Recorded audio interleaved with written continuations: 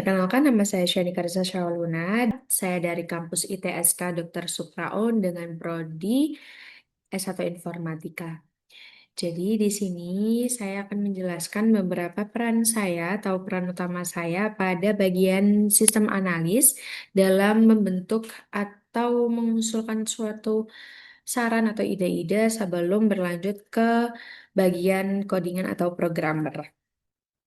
Selain saya menggambar, saya juga mengeluarkan pastinya suatu ide-ide atau menganalisis sebuah sistem, sebuah aplikasi yang akan dijalankan oleh nanti pengguna dengan aplikasi yang bernama Spurgo atau pemesanan tiket online. Jadi saya akan menjelaskan apa saja yang saya buat, apa saja yang diperlukan, yaitu nanti ada use case dan BPMN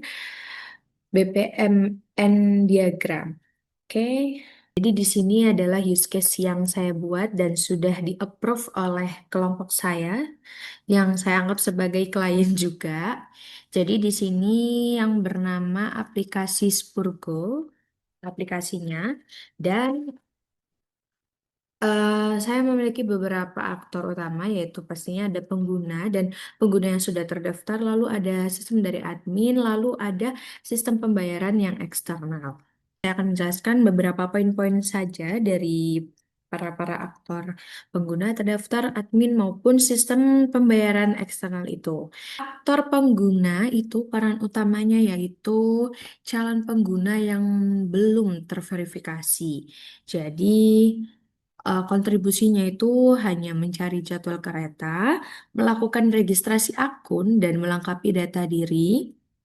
Setelah itu, karena akan mencari jadwal, pengguna setelah saya analisis, hanya mencari jadwal itu tidak perlu melakukan registrasi ataupun login. Jadi hanya perlu melihat-lihat saja secara spesifik gitu. Dan aktor terdaftar di mana pengguna ini yang sudah mempunyai akun serta sudah terverifikasi kontribusinya, dia melakukan login dengan autentikasi kredensial, lalu dia bisa memesan tiket, memilih kursi, dan melakukan pembayaran dan mengelola pemesanan hingga melihat detail tiket, lalu mengajukan pembatalan jika diperlukan. Lalu untuk aktor admin, di mana peran utamanya yaitu pengelolaan operasional dan validator sistem, di mana kontribusinya itu memverifikasi ketersediaan fisik tiket secara real time, menyiapkan rincian biaya pembayaran bagi pengguna, lalu meninjau permintaan pembatalan berdasarkan kebijakan refund yang sudah disetujui. Lalu yang terakhir adalah sistem pembayaran atau eksternal. Peran utamanya yaitu penyedia layanan transaksi keuangan atau pihak ketiganya, di mana dia memproses transaksi finansial bank ataupun e-wallet secara aman, secara real time juga, lalu mengirimkan kembali dana ke rekening pengguna jika refund itu sudah disetujui. Sebelum berlanjut ke BPMN, saya akan menjelaskan beberapa alasan kenapa sih pemesanan tiket ini, pemesanan tiket ini dan mengelola pemesanan ini tidak bisa dijadikan satu alur atau alur tunggal ini. Oke, jadi perbedaannya yaitu dari perbedaan state atau statusnya, di mana memesan tiket ini merupakan alur pembuatan data baru dari tidak ada menjadi ada. Nah, kan kita harus memesan tiket nih, pastinya belum ada. Kalau kita udah fix, baru tiketnya sudah jadi. Nah, mengelola tiket ini fungsinya sebagai alur di mana data ini yang sudah masuk di database setelah memesan tiket ini dan fokusnya itu pada layanan purna jual seperti pembatalan atau pengecekan ulang detail tiket. Jadi jika pengguna ingin membatalkan, maka dia akan masuk ke bagian mengelola pemesanan ini. Lalu ini juga menjadi trigger karena berbeda dengan alur pemesanan tiket itu dipicu dengan kebutuhan pengguna untuk bepergian, di mana alur pengelola tiket ini setelah tiket berhasil diterbitkan dan biasanya terjadi pada waktu yang berbeda, itu bisa beberapa hari setelah pemesanan contohnya. Jika dijadikan satu BPMN, maka alur itu akan menjadi terlalu panjang dan sulit dipahami karena harus menunggu jeda waktu yang tidak pasti Maka dari itu, mencegah suatu trigger, dua use case ini dipisah. BPMN ini hanya untuk satu tujuan utama, di mana memisahkan keduanya ini membuat setiap diagram itu lebih fokus dan mudah dipahami atau diimplementasi ke dalam kode program. Lalu ada kompleksitas gateway. Jika digabung, BPMN itu akan memiliki terlalu banyak gateway atau itu akan membuat keputusan yang cukup rumit, di mana mulai dari pemilihan kursi, pembayaran, hingga opsi pembatalan dengan satu layar diagram atau satu diagram. Dan jika dipisahkan, maka akan memberikan kejelasan bahwa proses pemesanan berakhir pada sukses jika sudah terbit, sedangkan pengelolaan adalah proses yang baru dimulai dari menu yang berbeda. Maka dari itu, jika terjadi kendala pada sistem pembayaran di alur pemesanan, fitur pengelolaan tiket seperti melihat tiket yang sudah dibeli sebelumnya tetap bisa berjalan tanpa harus terganggu. Oke, next kita akan berlanjut ke bagian BPMN masuk ke akun. Oke, kita lanjut ke bagian ini, di mana ini BPMN pada bagian login. Yang pertama, pengguna harus menginput data login terlebih dahulu, lalu memvalidasi input yang sudah diisi oleh pengguna tadi. Apakah format kelengkapan inputnya ini sudah valid? Jika tidak, maka akan menampilkan pesan error lalu mencoba menginput ulang. Jika iya, maka permintaan autentikasi ke server, lalu mencari data pengguna dan apakah data itu ditemukan. Jika tidak, maka akan menampilkan username atau passwordnya salah. Jika iya, akan memverifikasi hash password.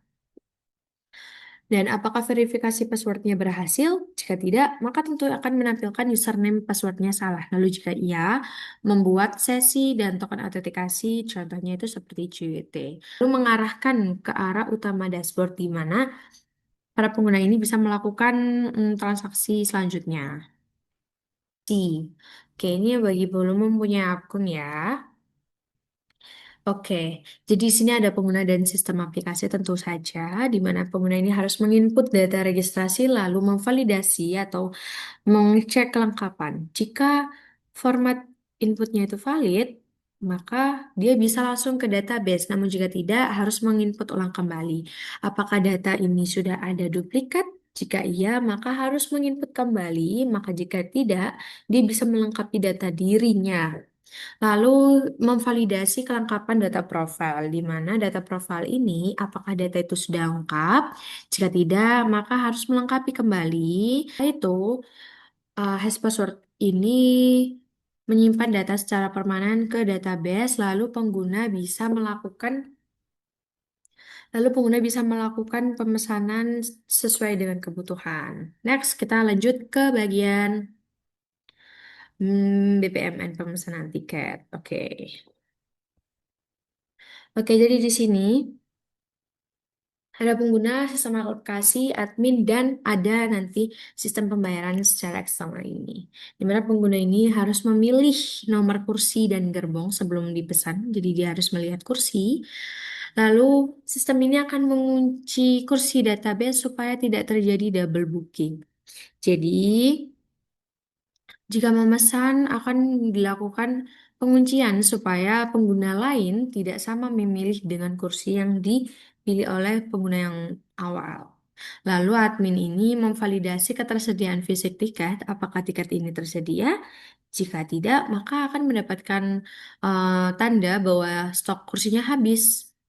Lalu akan dilepas kembali. Jika iya, akan menyiapkan rincian biaya yang harus dibayar, lalu memproses transaksi finansial melalui pihak ketiga ataupun bank e-wallet, dan apakah pembayarannya sukses. Jika tidak, menghapus kunci kursi dan memberi notifikasi kegagalan transaksi, di mana kursinya sudah bisa dilepas dan bisa dilihat oleh pengguna lain. Dan jika iya, dan jika iya, maka update status dan simpan itu secara permanen, lalu membuat detail tiket digital yang dapat dilihat melalui menu kelola nanti. Jadi nanti pengguna bisa mendaftarkan sampai pembayaran sukses dan menjadi sebuah tiket digital. Dan jika diperlukan untuk merefund, maka akan beda BPN lagi seperti mengelola pemesanan. Mengelola pemesanan Nah, ini pengelola pesanan di mana pengguna ini melihat rinciannya jika diperlukan. Jadi, sistem akan memberitahu foto tiket digital itu dan pengguna yang ingin melihat, maka pengguna ini akan memiliki dua pilihan. Jika emang dia mau merefund, akan ada sistem yang bisa mengubah, ada bagian sistem nanti ada di kata cancel. Tapi jika tidak dibatalkan, maka ya tidak batal, hanya melihat saja tiketnya. Lalu admin ini akan meninjau permintaan pembatalan untuk memvalidasi kebijakan. Jadi, apakah refund ini disetujui? Jika tidak, maka akan mendapatkan notifikasi penolakan. Namun jika iya, akan memproses refundnya. Lalu sistem ini akan menghitung nominal pengembalian dana dan akan otomatis ke bagian pengembalian uang ke rekening e-wallet atau pengguna nanti. Sesuai dengan persetujuan tadi. Oke.